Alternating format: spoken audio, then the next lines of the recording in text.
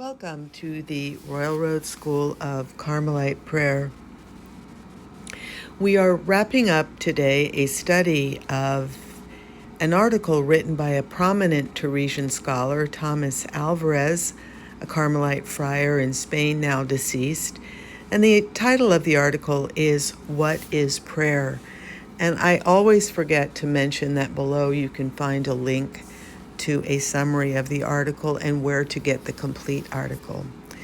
So today, Father is talking to us about how to relate to God. In other words, how Teresa of Avila related to God. And he points out that her daring was very striking.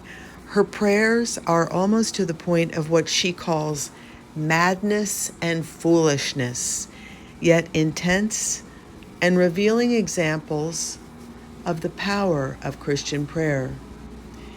Here are both prayers in question. The first is a prayer to the Father for Christ profaned in the Eucharist. Well, Holy Father in heaven, here must be someone to speak for your Son, since he never looks out for himself. Let us be the one's daughters, even though the thought is a bold one. We, being who we are, well, what is this, my Lord, my God? Either bring his world to an end or provide a remedy to these evils. There is no heart that can suffer them. Stop this fire, Lord. Behold, your Son is still in the world.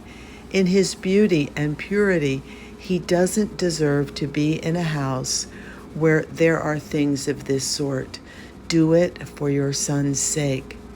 Since some remedy must be had, my Lord, may your majesty provide it.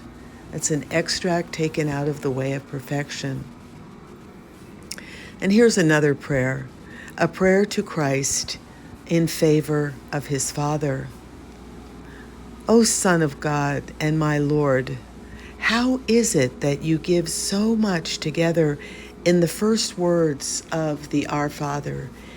You oblige him to be true to your word, which is no small burden, since, being in the Father, he must bear with us no matter how serious the offenses. If we turn to him, he must forgive us, as he did the prodigal son. Behold, my Lord, your Father is in heaven. It is right that you look to his honor. Since you have vowed to undergo disgrace for us, leave your Father free. Don't oblige him to do so much for a people so wretched, like myself, who will not thank you properly. Again, taken from The Way of Perfection, chapter 27. And finally, Father closes the article with an analysis of her prayers. He tells us that in studying her prayers, it shows that Teresa's conversation between friends develops naturally along the usual lines of Christian prayer.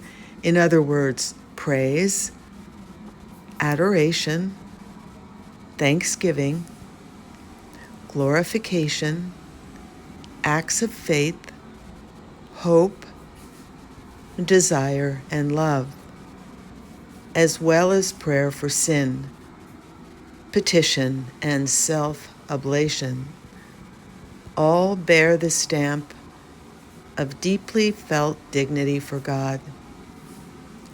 Is so great a friend to his friends, and so great a Lord to his servants.